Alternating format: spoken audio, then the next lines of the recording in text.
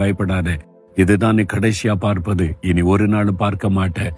நான் அவளை சிதறடித்து அழித்து உனக்காக யுத்தம் பண்ணி அற்புதம் செய்வேன்னு சொல்லி அதே மாதிரி கடலை 2 பிளந்து அதுக்குள்ள தன் ஜனத்தை பாதுகாப்பாய் நடத்தி பார்வோனுடைய எகிப்தின் சேனையை கடலுக்குள்ளே அழித்து போட்டார். அதன் பிறகு அவ்வளவுதான், எகிப்தின் சேனை இல்லாமல் போனது. அதே காரியத்தை ஆண்டவர் உங்களுக்கு செய்வார். இப்படி ஊழிய பாதையில சிலர் எழும்பி அழிச்சிருவேன், ஊழியமே இல்லாம பண்ணிடுவேன், இனிமே அவ்வளவுதான் மிரட்டினாங்க, பயமுறுத்தினாங்க, கலக்கத்தை கொண்டு வர்ற மாதிரி எல்லாம் செஞ்சாங்க. இன்னைக்கு அவன் இல்லை, அவங்களை காண முடியல. ஆனா கர்த்தர் ஊழியத்தை நிலைநிறுத்தி இருக்கிறார்.